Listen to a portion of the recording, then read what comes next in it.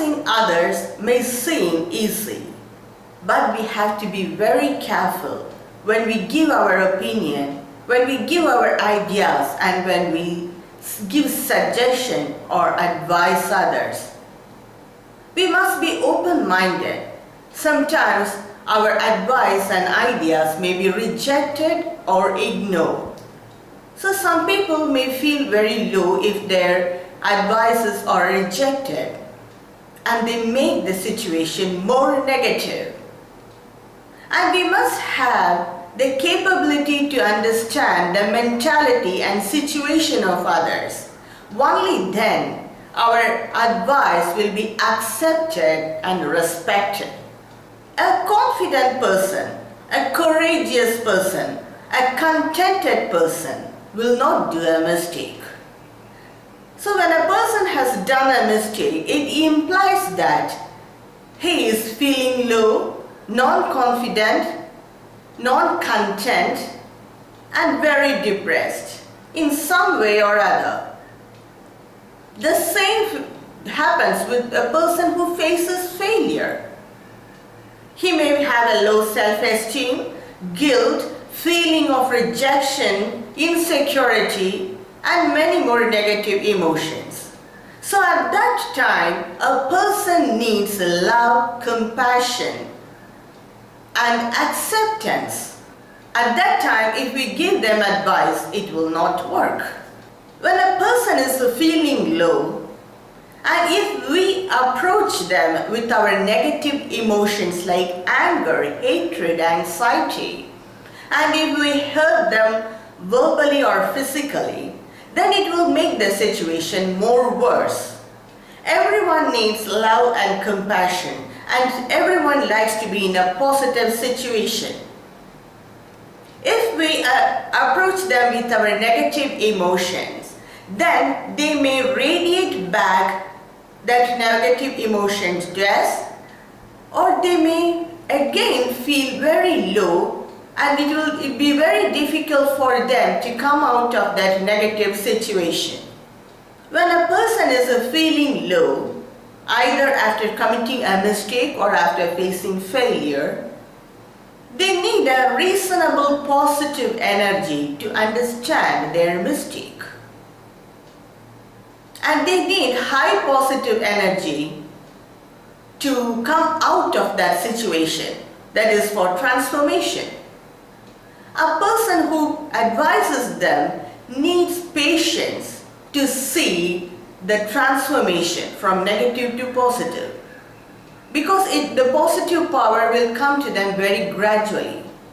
Our words, thoughts and ideas must help them to come out of their situation, and it must not make them to feel low again and again.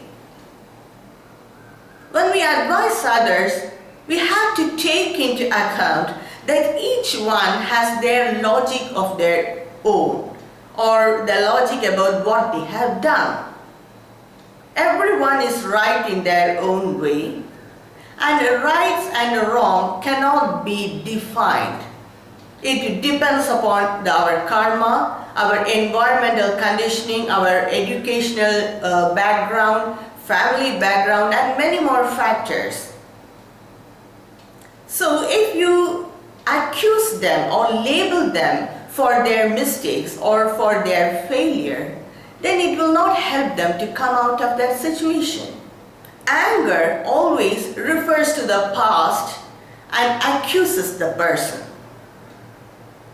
whereas assertiveness talks about the action and about the future action to be done.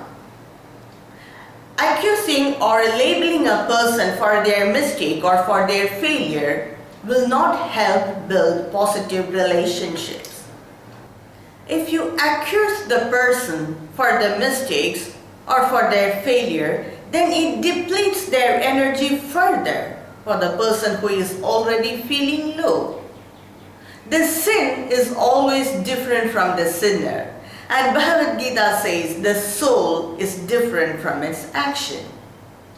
So their actions must be condemned and not the person. The person must not be accused or labeled.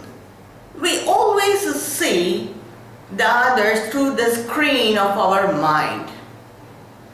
Our ideas and thoughts and suggestions and advice may or may not work out for them.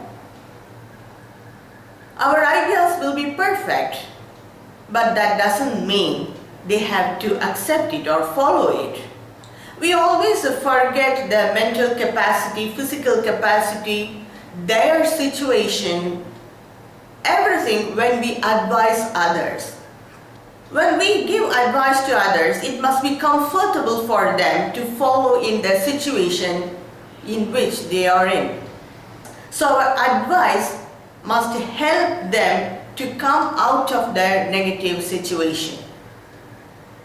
We always forget about their forbearance power, their patience, their physical or mental capability. So we must not force others to follow our views and ideas or our suggestions or our advice.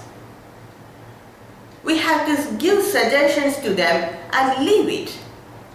If they can, they will follow it.